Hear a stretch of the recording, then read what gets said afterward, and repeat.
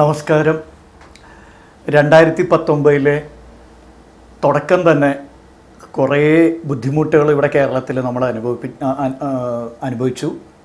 ആ ബുദ്ധിമുട്ടുകളൊക്കെ കഴിഞ്ഞ് ഇനിയിപ്പോൾ ഒരു നല്ലൊരു തുടക്കം നമുക്ക് എല്ലാവർക്കും ഉണ്ടാവും എന്ന് ആശംസിച്ചുകൊണ്ട് ഈ എപ്പിസോഡ് ഇവിടെ ആരംഭിക്കുന്നു. ഈ എപ്പിസോഡ് ഒരു പ്രത്യേകതയുള്ളതാണ്. അതായത് കഴിഞ്ഞ 140 എപ്പിസോഡുകളോളം പ്രമേഹത്തെക്കുറിച്ച് നമ്മളിവിടെ സംസാരിക്കുകയുണ്ടായി. പ്രമേഹത്തിൻ്റെ പല പല വിഷയങ്ങളും, അതായത് പ്രമേഹത്തിൽ ഇത്രയും മാത്രം വിഷയങ്ങളുണ്ടോ എന്ന് പലരും മനസ്സിലാക്കിയെടുത്ത് തന്നെ ഡയബറ്റിക് കെയർ ഇന്ത്യ എന്ന ഈ ചാനൽ കണ്ടു തുടങ്ങിയതിന് ശേഷമാണ്. അത് വളരെ പ്രോത്സാഹനജനകമായ ഒരു വിവരം തന്നെയാണ്, യാതൊരു സംശയവുമില്ല. അതിൽ നിന്ന് നിങ്ങൾക്കും കുറേ കാര്യങ്ങൾ മനസ്സിലാക്കാൻ സാധിച്ചു, അതിലുപരി എനിക്ക് ഒത്തിരി പഠിക്കാൻ സാധിച്ചു എന്നുള്ളതാണ് ഇവിടെ എടുത്തു പറയേണ്ടത്. അങ്ങനെ പഠിക്കുന്നതിനിടയിൽ ഞാൻ മനസ്സിലാക്കിയിട്ടുള്ള വളരെ അടിസ്ഥാനപരമായ ചില വിവരങ്ങളാണ് ഈ എപ്പിസോഡിലൂടെ നിങ്ങളുമായി പങ്കുവയ്ക്കാൻ ആഗ്രഹിക്കുന്നത്. അതിൻ്റെ ഏറ്റവും പ്രധാനപ്പെട്ട ഘടകം എന്ന് പറയുന്നത് മെറ്റബോളിസം എന്ന വിഷയമാണ്. അപ്പോൾ ഈ ഡയബറ്റീസിനെ കുറിച്ച് നമ്മൾ സംസാരിക്കുമ്പോൾ 100,000 വട്ടം പ്രയോഗിക്കുന്ന ഒരു വാക്കാണ് മെറ്റബോളിസം, അല്ലേ? എന്നാൽ എന്താണ് ഈ മെറ്റബോളിസം എന്നോ അല്ലെങ്കിൽ ഈ മെറ്റബോളിക് സിൻഡ്രോം, ഡയബറ്റീസ് ഏത് രോഗങ്ങളുടെ കൂട്ടായ്മയുടെ ഭാഗമാണോ അതിൻ്റെ പേരാണ് മെറ്റബോളിക് സിൻഡ്രോം. അപ്പോൾ ഈ മെറ്റബോളിക് സിൻഡ്രോം എന്നുള്ളൊരു കൺസെപ്റ്റിനെ കുറിച്ച് നമ്മൾ കൂടുതലൊന്നും പറഞ്ഞിട്ടില്ല. അപ്പോൾ മെറ്റബോളിക് സിൻഡ്രോം എന്ന വിഷയത്തിലേക്ക് പോകുന്നതിന് മുമ്പ് മെറ്റബോളിസം എന്താണ് എന്നുള്ളത് നമ്മൾ അറിഞ്ഞിരിക്കണം.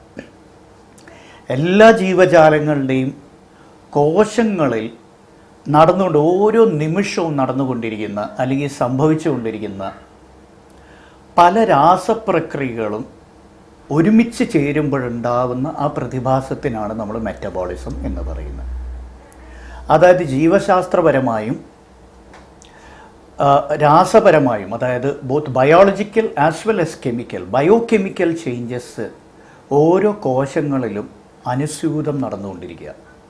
ഓരോ നിമിഷവും, ഞാനിപ്പോൾ സംസാരിക്കുമ്പോഴും കിടന്നുറങ്ങുമ്പോഴും നടക്കുമ്പോഴും ഓടുമ്പോഴും ചാടുമ്പോഴും ഭക്ഷണം കഴിക്കുമ്പോഴും ഏത് സമയത്തും നമ്മുടെ കോശങ്ങളിൽ പല പല പല പ്രക്രിയകൾ നടക്കുന്നുണ്ട്. അപ്പോൾ എന്തുകൊണ്ടാണ് ഈ പ്രക്രിയകൾ നടക്കുന്നത് എന്നുള്ളത് നമുക്ക് ആദ്യം ഒന്ന് പരിശോധിച്ച് നോക്കാം.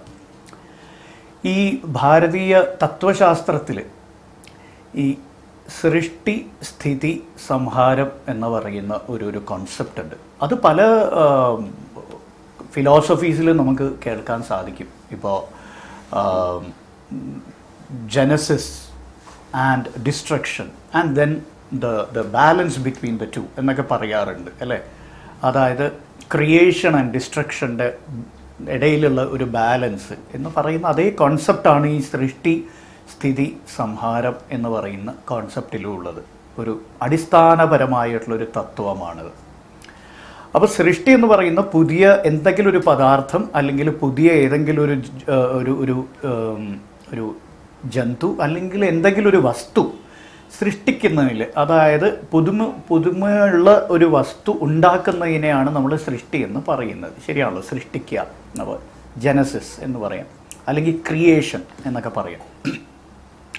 പിന്നെ സംഹാരം, അതിൻ്റെ മറുതലത്തിലുള്ളതാണ് സംഹാരം എന്ന് പറയുമ്പോൾ ഡിസ്ട്രക്ഷൻ. അതായത് ഡിസ്ട്രക്ഷനും ഉണ്ടായാൽ ദ സ്ലേറ്റ് ബിക്കംസ് ക്ലീൻ എന്ന് പറയുന്നത്. പുതിയ ക്രിയേഷൻ എന്നുള്ള സ്പേസ് ഉണ്ടാവുന്നത് ഡിസ്ട്രക്ഷൻ ഉണ്ടാവുമ്പോഴാണ്. അപ്പോൾ whatever is created has to be destroyed and whatever is destroyed will be something else will be created in its place എന്നാണ് എല്ലാ ലോകത്തിലെ ഏത് സംസ്കാരം നമ്മൾ പരിശോധിച്ച് നോക്കിയാലും ഈ ഒരു തത്വം എല്ലാത്തിലും അടിസ്ഥാനപരമായിട്ടുള്ള നമുക്ക് കാണാൻ സാധിക്കും. ശരിയല്ലേ? ഞാനതൊക്കെ പറയാൻ വളരെ വ്യക്തമായ കാരണങ്ങളുണ്ട് കേട്ടോ. ഞാനിവിടെ ഫിലോസഫിയുടെ ക്ലാസ് എടുക്കുകയാണെന്ന് ധരിക്കരുത്. We are going back to the concept of metabolism. ഈ പറയുന്ന ക്രിയേഷനും ഡിസ്ട്രക്ഷനും എല്ലാ കോശങ്ങളിലും ഓരോ നിമിഷവും നടക്കുന്നുണ്ട്. അപ്പോൾ ഈ ക്രിയേറ്റീവ് പ്രോസസ്സസിൻ്റെ മൊത്തത്തിൽ നമ്മൾ ആനബോളിസം എന്ന് പറയും. അപ്പോൾ ക്രിയേറ്റീവ്, അതായത് പുതിയ രാസപദാർത്ഥങ്ങളായിരിക്കാം, ചിലപ്പോൾ കോശത്തിൻ്റെ ഏതെങ്കിലും ഭാഗം ഉൽപ്പാദിപ്പിക്കുന്ന അല്ലെങ്കിൽ ഉണ്ടാക്കുന്നതായിരിക്കാം. അതായത് പുതിയ എന്തെങ്കിലും ഒരു വസ്തു ഉൽപ്പാദിപ്പിക്കുന്നതിനോ അല്ലെങ്കിൽ ജനിപ്പിക്കുന്നതിനോ ഉള്ള ആ പ്രക്രിയകളെ മൊത്തത്തിൽ ആനബോളിസം എന്നാണ് പറയുന്നത്. ആനബോളിക് ഇവൻറ്റ്സ് എന്നൊക്കെ പറയാറുണ്ട്, അല്ലെങ്കിൽ ആനബോളിക് റിയാക്ഷൻസ് എന്നൊക്കെ പറയാറുണ്ട്. All right. ഇനിയിപ്പോൾ നേരത്തെ പറഞ്ഞ പോലെ whatever is created has to be destroyed. അപ്പോൾ ഡിസ്ട്രക്ഷൻ്റെ പ്രോസസ്സസും ഉണ്ട്. അതായത് ഉൽപ്പാദിപ്പിക്കപ്പെടുന്ന വസ്തുവിനെ നശിപ്പിക്കണം ആണല്ലോ. അപ്പോൾ നശിപ്പിക്കുന്ന ആ പ്രക്രിയകളെ മൊത്തത്തിൽ നമ്മൾ കാറ്റബോളിക് ഇവൻറ്റ്സ് അല്ലെങ്കിൽ കാറ്റബോളിക് റിയാക്ഷൻസ് എന്നും ആ ഒരു പ്രതിഭാസത്തെ കാറ്റബോളിസം എന്നും പറയുന്നു. അപ്പോൾ ഒരു വശത്ത് ആനബോളിസവും മറുവശത്ത് കാറ്റബോളിസവും. അപ്പോൾ ഒരു വശത്ത് പ്രൊഡക്ഷൻ, മറുവശത്ത് ഡിസ്ട്രക്ഷൻ ആണല്ലോ. ഇത്രയും കാര്യങ്ങളും മനസ്സിലായല്ലോ അല്ലേ, വ്യക്തമായിട്ട് മനസ്സിലായല്ലേ. ഇനിയിപ്പോൾ ഈ രണ്ട് പ്രക്രിയകളുടെ ഇടയിലുള്ള ഒരു സന്തുലിതാവസ്ഥയുണ്ട്. ഈ രണ്ട് പ്രക്രിയകളും ബാലൻസ് ഔട്ട് ചെയ്യുന്ന അതാണ് സ്ഥിതി. അപ്പോൾ സൃഷ്ടി ഒരു വശത്ത്, സംഹാരം മറുവശത്ത്. ഇവ തമ്മിലുള്ള ഒരു സന്തുലിതാവസ്ഥ, ഒരു ബാലൻസ്ഡ് ഒരു state, that is the metabolism, സ്ഥിതി എന്ന് പറയുന്ന മെറ്റബോളിസം. അപ്പോൾ മെറ്റബോളിസം എന്ന് പറഞ്ഞു വരുമ്പോൾ ആനബോളിസത്തിൻ്റെയും കാറ്റബോളിസത്തിൻ്റെയും ഒരു ബാലൻസ് ആണെന്നുള്ളത് നമുക്കിപ്പോൾ മനസ്സിലായി.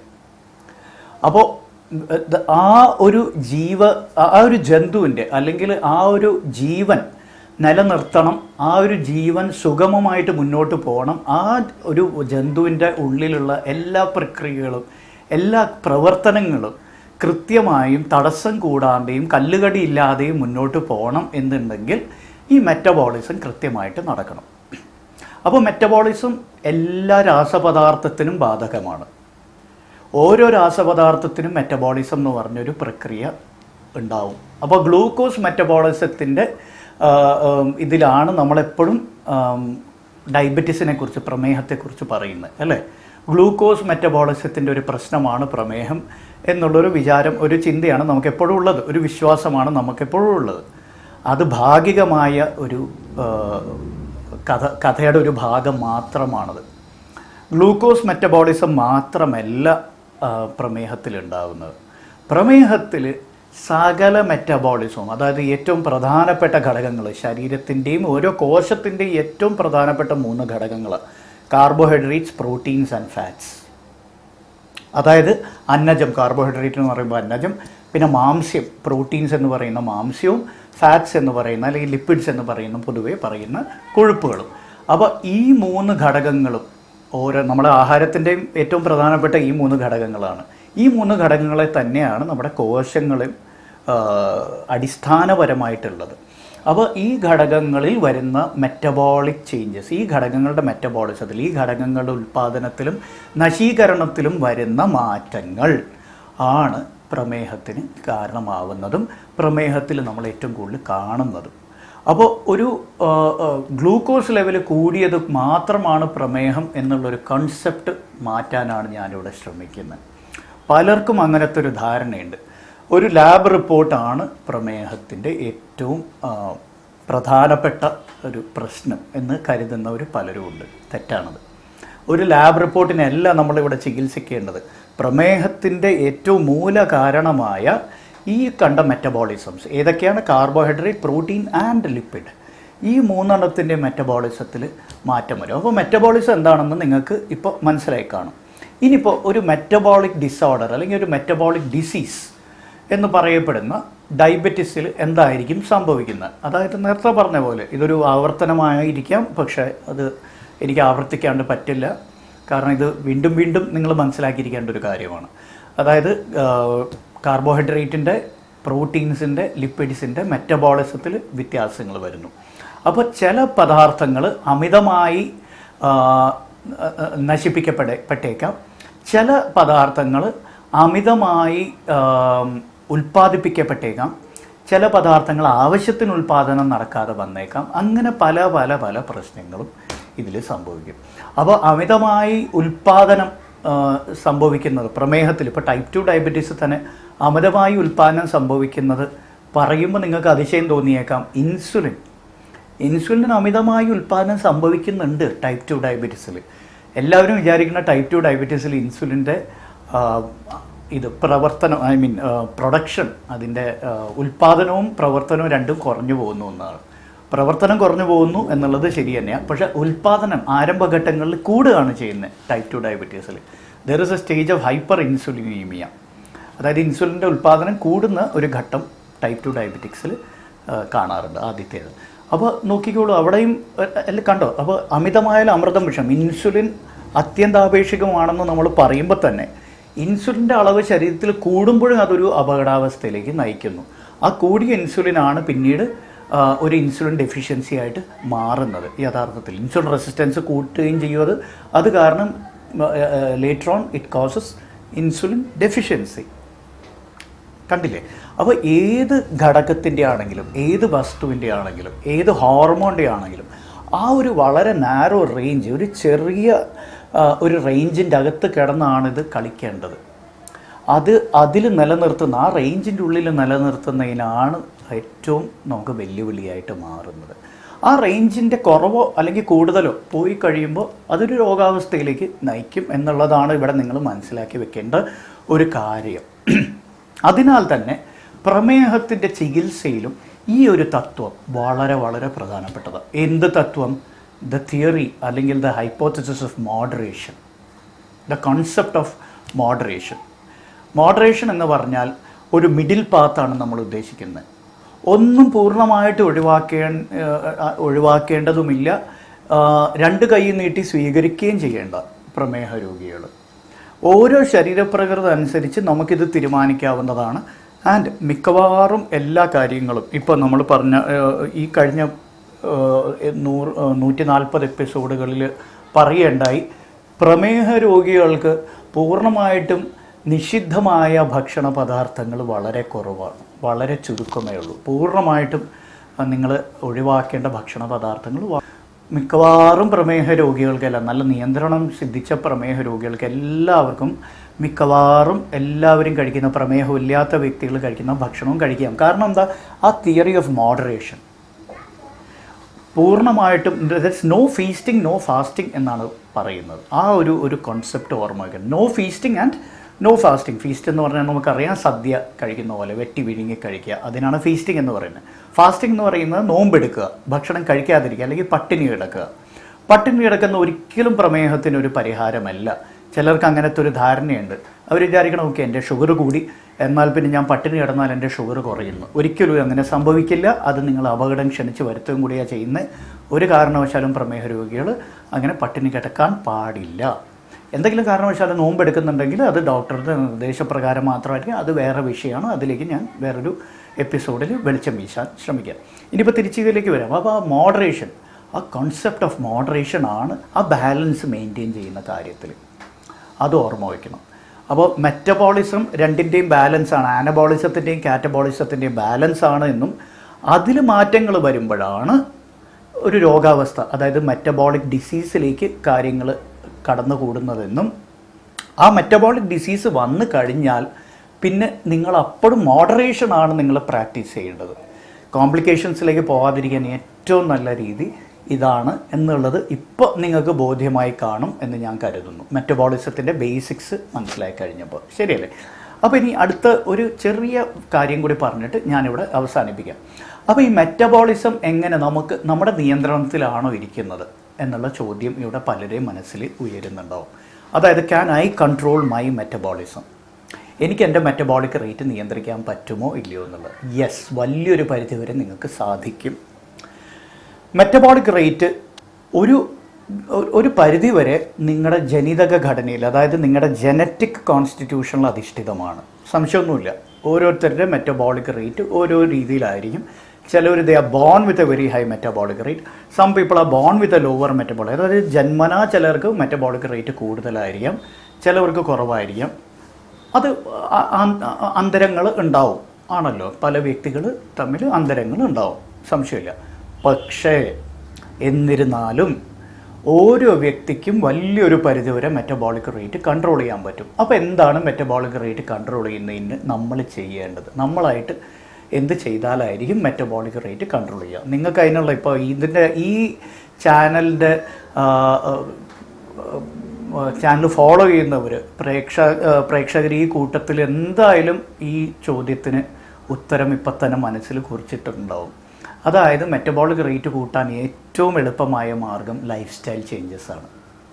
ലൈഫ് സ്റ്റൈൽ ചേഞ്ചസിൽ നിങ്ങൾക്ക് മെറ്റബോളിക് റേറ്റിൽ വലിയ മാറ്റങ്ങൾ വരുത്താൻ പറ്റും. അപ്പോൾ ലൈഫ് സ്റ്റൈൽ ചേഞ്ചസ് വളരെ ലളിതമായി പറഞ്ഞാൽ ഏറ്റവും പ്രധാനമായിട്ടും വാച്ച് വാട്ട് യു ഈറ്റ്. നിങ്ങളെന്താണ് കഴിക്കുന്നത് എന്നുള്ളത് നിങ്ങളുടെ ഉത്തരവാദിത്വമാണ്. ഇത് അച്ഛൻ്റെയോ അമ്മയുടെ തലയിൽ വെച്ച് കെട്ടിയതുകൊണ്ടോ അല്ലെങ്കിൽ മക്കളുടെ അല്ലെങ്കിൽ ഭാര്യയുടെയോ ഭർത്താവിൻ്റെയോ തലയിൽ വെച്ച് കെട്ടുന്നതിലൊന്നും അർത്ഥമില്ല. അവനവൻ എന്താണ് കഴിക്കേണ്ടത് എന്ന് അവനവൻ തന്നെ തീരുമാനിക്കണം. നമ്മളൊക്കെ അഡൾട്ട്സാണ്, അല്ല മുതിർന്നവരാണ്. So we should have that sense of control, we should have that sense of responsibility. നമുക്ക് ആ ഉത്തരവാദിത്വ ബോധം നിർബന്ധമായും വേണം. ഞാൻ എന്ത് കഴിക്കുന്നു എന്നുള്ളത് തീരുമാനിക്കേണ്ട ഞാനല്ലേ. അത് മനസ്സിലാക്കിയിട്ട് എൻ്റെ ശരീരത്തിന് ഏറ്റവും അനുയോജ്യമായിട്ടുള്ള ഭക്ഷണം, ചില ഭക്ഷണ പദാർത്ഥങ്ങൾ മെറ്റബോളിക് റേറ്റ് കൂട്ടും, ചില ഭക്ഷണ പദാർത്ഥങ്ങൾ മെറ്റബോളിക് റേറ്റ് കുറയ്ക്കും. അതിലേറ്റവും വളരെ കൗതുകകരമായിട്ടുള്ളൊരു വാർത്ത ഞാൻ ഇന്നലെ വായിക്കുകയുണ്ടായി. മുട്ട, കോഴിമുട്ട മെറ്റബോളിക് റേറ്റ് കൂട്ടുന്നൊരു വസ്തുവായിട്ടാണ് ഇപ്പോൾ കണക്കാക്കുന്നത്. ഇപ്പോൾ ചില പഠനങ്ങൾ വന്നിരിക്കുന്നത്. ഇൻഫാക്ട് ഡയബറ്റിക്സ് വരാതെ, ടൈപ്പ് 2 ഡയബറ്റീസ് വരാതിരിക്കാനായിട്ട് കോഴിമുട്ട കഴിക്കണമെന്നാണ് ഇപ്പോൾ പറയുന്നത്. പണ്ട് കോഴിമുട്ടയെ തെറി പിടിച്ച ആൾക്കാരായിരിക്കും ഇവർ കേട്ടോ, അതായത് അതിൽ കൊളസ്ട്രോൾ കൂടുതലാണെന്നൊക്കെ പറഞ്ഞവരായിരിക്കും. പക്ഷേ ഇപ്പോൾ പറയുന്നത് അത് നല്ലൊരു. അതേപോലെ ഒത്തിരി ഭക്ഷണ പദാർത്ഥങ്ങൾ മെറ്റബോളിക് റേറ്റ് കൂട്ടുന്നവയായിട്ട്, ഫ്രൂട്ട്സ് മെറ്റബോളിക് റേറ്റ് കൂട്ടുന്നതാണ് പൊതുവേ. അപ്പോൾ മെറ്റബോളിക് റേറ്റ് കൂട്ടാൻ അത് ഓരോരുത്തരുടെ ശരീരപ്രകൃതം എന്താണെന്നുള്ളത് മനസ്സിലാക്കിയിട്ട് നിങ്ങൾ ഭക്ഷണം തിരഞ്ഞെടുക്കുന്നതാണ് എപ്പോഴും ഉചിതം. അല്ലാണ്ട് അവിടെ ഒരു ജനറലൈസേഷൻ നല്ലതല്ല. പിന്നെ മെറ്റബോളിക് റേറ്റ്, ഈ നാരങ്ങ മെറ്റബോളിക് റേറ്റ് കൂട്ടുന്ന ഒരു വസ്തുവായിട്ട് പണ്ടേ മുതൽ പറയുന്നുണ്ട്. അതുകൊണ്ടാണ് നാരങ്ങ വെള്ളം കുടിക്കുന്നവരിൽ നാരങ്ങ നമ്മുടെ പരമ്പരാഗതമായിട്ടുള്ള മിക്കവാറും പദാർത്ഥങ്ങളിലൊക്കെ നമ്മൾ നാരങ്ങ പിഴിയുന്ന ഒരു സ്വഭാവമുണ്ട്. Vitamin C it definitely effects the metabolic rate. അപ്പോൾ മെറ്റബോളിക് റേറ്റ് കൂട്ടുന്നതായിട്ടുള്ള ഭക്ഷണ പദാർത്ഥങ്ങൾ നല്ലതാണ്. Point number 1. 2, എല്ലാവർക്കും എല്ലാ ഭക്ഷണ പദാർത്ഥവും നല്ലതാണെന്ന് നമുക്ക് പറയാൻ സാധിക്കില്ല. അപ്പോൾ ഇതൊരു ജനറൽ ഇതായിട്ട് എടുക്കരുത്, ഒരു ജനറൽ റൂളായിട്ടൊന്നും എടുക്കരുത്. നിങ്ങൾക്ക് ഏറ്റവും അനുയോജ്യം ഏതാണെന്ന് നിങ്ങൾ മനസ്സിലാക്കിയിട്ട് അതനുസരിച്ച് ചെയ്യണം. Point number 2, exercise. വ്യായാമം നല്ല മെറ്റബോളിക് റേറ്റ് കൂട്ടുന്ന ഒരു ഘടകമാണ്. അതും അവിടെയും ഏത് വ്യായാമം എന്നുള്ളത് ഓരോരോ വ്യക്തി തിരഞ്ഞെടുക്കണം എന്നാണ് എനിക്ക് പറയാനുള്ളത്. എല്ലാ വ്യായാമവും എല്ലാവർക്കും അനുയോജ്യമല്ല. ഇപ്പോൾ ചിലർക്ക് കുറച്ച് നേരം സൈക്ലിംഗ് ചെയ്യുമ്പോൾ തന്നെ അവരെ മെറ്റബോളിക് റേറ്റ് നല്ലപോലെ കൂടാറുണ്ട്, അവരെ പ്രമേഹമൊക്കെ നല്ല നിയന്ത്രണത്തിൽ വരാറുണ്ട്. എന്നാൽ എന്നെപ്പോലെ ഒരു വ്യക്തി എത്ര സൈക്ലിംഗ് ചെയ്തിട്ടും കാര്യമൊന്നുമില്ല. ഞാനും കുറേ സൈക്ലിങ്ങിലൊക്കെ പരീക്ഷിച്ച് നോക്കിയതാണ്. പക്ഷേ എൻ്റെ ശരീരത്തിന് അത് അനുയോജ്യമല്ല. എനിക്ക് യോഗയാണ് കൂടുതൽ അനുയോജ്യമായിട്ട് മനസ്സിലാക്കിയിട്ട്. അതേപോലെ ഓരോ ശരീരപ്രകൃതത്തിന് ഏതാണ് നല്ലത് എന്നുള്ളത് നിങ്ങൾ തിരിച്ചറിയണം. ഇതിനെക്കുറിച്ച് ഈ എക്സസൈസ് ഓരോ വ്യക്തികളുടെയും ശരീരപ്രകൃതത്തിനനുസരിച്ച് മാറ്റണം എന്നുള്ള ഒരു കാര്യം നമ്മൾ ഇതേ ചാനലിൽ കഴിഞ്ഞു പോയൊരു എപ്പിസോഡിൽ ചർച്ച ചെയ്യുകയുണ്ടായി. അതായത് വ്യായാമത്തെക്കുറിച്ച്. ദയവായി ആ വീഡിയോ കാണാൻ ശ്രമിക്കുക. അപ്പോൾ മെറ്റബോളിക് റേറ്റ് കൂട്ടാൻ ഏറ്റവും നല്ല മാർഗ്ഗങ്ങൾ ഇവ രണ്ടുമാണ്. പിന്നെ മൂന്നാമത്തൊരു മാർഗ്ഗമുണ്ട്, അത് പലരും ചിന്തിക്കാതെ പോകുന്ന ഒരു കാര്യമാണ് ഉറക്കം. നല്ല ഉറക്കം നിങ്ങളുടെ മെറ്റബോളിക് റേറ്റിന് നല്ല നിലയിൽ നിലനിർത്തും. അതെന്തുകൊണ്ടാണ്? ഈ ഡയേണൽ ക്ലോക്ക് എന്ന് പറഞ്ഞൊരു കോൺസെപ്റ്റ് ഉണ്ട്. ബയോളജിക്കൽ ക്ലോക്ക് ആണല്ലോ. ഒരു ബയോളജിക്കൽ ക്ലോക്ക്, ഒരു ഘടികാരം 24 മണിക്കൂറും നമ്മളോട് അതായത് ഉണർന്നിരിക്കുക അല്ലെങ്കിൽ ഉറങ്ങുക എന്നൊക്കെ പറയുന്നതും നമ്മുടെ ശരീരത്തിലെ പല പല പ്രക്രിയകൾ, ഈ ആദ്യം പറഞ്ഞിരിക്കുന്ന മെറ്റബോളിസം ഉൾപ്പെടെ എല്ലാം ഈ ബയോളജിക്കൽ ക്ലോക്കിൽ അധിഷ്ഠിതമാണ്. ഓരോ ഹോർമോൺസിൻ്റെ വേരിയേഷൻസ്, ഏതൊക്കെ ഹോർമോൺ ഏതൊക്കെ സമയത്ത് കൂടണം കുറയണം, അപ്പോൾ ആ ഹോർമോൺ മെറ്റബോളിസത്തിനെ എങ്ങനെ ബാധിക്കുന്നു എന്നൊക്കെ തീരുമാനിക്കുന്ന ഈ ഘടികാരമാണ്, ആന്തരിക ഘടികാരം എന്ന് വേണമെങ്കിൽ ഇതിന് പറയാം. അപ്പോൾ ഈ ഘടികാരത്തിൽ ഉറക്കത്തിന് വളരെ വളരെ വലിയൊരു പങ്ക് വഹിക്കാനുണ്ട്. ഈ ഘടികാരം സുഗമമായിട്ട് പ്രവർത്തിക്കണമെന്നുണ്ടെങ്കിൽ രാത്രി സമയത്ത് 8 മണിക്കൂർ 7 മുതൽ 8 മണിക്കൂർ ഉറക്കം നിർബന്ധമാണ്. ഒരു സംശയം വേണ്ട. ചിലവർ പൊങ്ങച്ചം പറയണം ഞാൻ കേൾക്കാറുണ്ട്, എനിക്ക് 4 മണിക്കൂർ ഉറക്കം മതി. No, that's not enough. And 4 മണിക്കൂർ നിങ്ങൾ പകൽ കിടന്നുറങ്ങിയത് കൊണ്ടൊന്നും കാര്യമില്ല. രാത്രിയിലെ ഉറക്കമാണ് യഥാർത്ഥത്തിൽ ഉറക്കമെന്ന് കണക്കാക്കുന്നത്. അതുകൊണ്ടാണല്ലോ രാവും പകലും എന്നും പ്രകൃതി അങ്ങനെ ഉണ്ടാക്കി വെച്ചിരിക്കുന്നത്, 2 സമയങ്ങൾ അങ്ങനെ ഉണ്ടാക്കി വെച്ചിരിക്കുന്നത്, ശരിയല്ലേ? അപ്പോൾ രാത്രിയിൽ ആ 8 മണിക്കൂർ ഉറക്കം കിട്ടിയാൽ തന്നെ നിങ്ങളുടെ മെറ്റബോളിക് റേറ്റ് നല്ല രീതിയിലാവും. പിന്നെ ഞാനെപ്പോഴും എൻ്റെ സംവാദങ്ങളിൽ ചൂണ്ടിക്കാണിക്കാറുള്ള ഒരു കാര്യം പോസിറ്റീവ് തോട്ട്സാണ്. എനിക്ക് വളരെ ഇഷ്ടപ്പെട്ട ഒരു കാര്യമാണ്. ഇതിൽ ഒരുപക്ഷെ ശാസ്ത്രീയമായ അടിസ്ഥാനം ഉണ്ടായിരിക്കില്ല, നിങ്ങൾ ക്ഷമിക്കുക. പക്ഷെ ഞാൻ വിശ്വസിക്കുന്നത് എന്താണെന്ന് വെച്ചാൽ പോസിറ്റീവ് തോട്ട്സ് ഉണ്ടെങ്കിൽ നിങ്ങളുടെ മെറ്റബോളിക് റേറ്റൊക്കെ വളരെ നല്ല നിലയിലങ്ങ് പോകും. നമുക്ക് നെഗറ്റിവിറ്റി വരുമ്പോൾ നമ്മുടെ ബോഡിയിൽ അതെന്തായാലും ബാധിക്കും, നമ്മുടെ ശരീരത്തിനെ അത് ബാധിക്കും, അതോടെ നമ്മുടെ മെറ്റബോളിക് റേറ്റിനെ അത് ബാധിക്കും, വേറെ പല പ്രശ്നങ്ങൾക്കും കാരണമാവും. ആൻഡ് മെറ്റബോളിക് റേറ്റ് കൂടുന്നത് എപ്പോഴും നല്ലതാണെന്നും നമുക്ക് ഒരിക്കലും പറയാൻ സാധിക്കില്ല. ചില സന്ദർഭങ്ങളിൽ അതും അവിടെയും കാലാവസ്ഥ വേറൊരു വലിയ ഘടകമാണ്. ചില കാലാവസ്ഥയിൽ നമ്മുടെ മെറ്റബോളിക് റേറ്റ് കൂടണം, ചിലയിൽ മെറ്റബോളിക് റേറ്റ് കുറയണം. അത് കാലാവസ്ഥ ഒരു ഘടകമാണ്, കാണാതെ പോരുത്.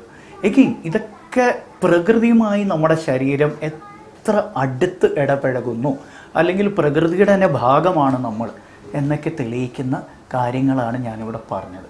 അപ്പോൾ മെറ്റബോളിസം എന്ന് പറയുന്നത് വേറൊന്നുമല്ല, വേറെ ഗ്രഹത്തിൽ നിന്ന് ഇറങ്ങി വന്ന ഒരു പ്രതിഭാസമൊന്നുമല്ല, പ്രകൃതിയിൽ നടക്കുന്ന കാര്യം. നമ്മളെല്ലാം പ്രകൃതിയുടെ ഭാഗമല്ലേ. അപ്പോൾ പ്രകൃതിയിൽ നടക്കുന്ന ആ സൃഷ്ടിയും സംഹാരവും തമ്മിലുള്ള സന്തുലിതാവസ്ഥ, ബാലൻസ് ഓഫ് നേച്ചർ എന്നൊക്കെ നമ്മൾ പറയാറുണ്ട്. ആ ബാലൻസ് തന്നെയാണ് നമ്മുടെ ശരീരത്തിൽ ഓരോ കോശത്തിലും ഉണ്ടാകുന്ന ഈ മെറ്റബോളിസം എന്നുള്ള പ്രതിഭാസം. അപ്പോൾ ഈ എപ്പിസോഡ് ഇത്തിരി നീട്ടിക്കൊണ്ടുപോകേണ്ടി വന്നു, കാരണം വിഷയം അങ്ങനത്തെയാണ്. നിങ്ങൾക്കാർക്കും ബോറടിച്ച് കാണില്ല എന്ന് ഞാൻ വിശ്വസിക്കുന്നു. ഇത് നിങ്ങളൊക്കെ മനസ്സിലാക്കി വെക്കേണ്ട ഒരു വിഷയമായതിനാൽ ഞാൻ ഇതിത്തിരി നീട്ടണം എന്ന് തന്നെ കരുതിയിരുന്നാണ്. കണ്ടിരുന്നതിനും ക്ഷമയോടെ ഇത് മനസ്സിലാക്കി വെച്ചതിനും നന്ദി, നമസ്കാരം. Press the bell icon on the YouTube app and never miss another update.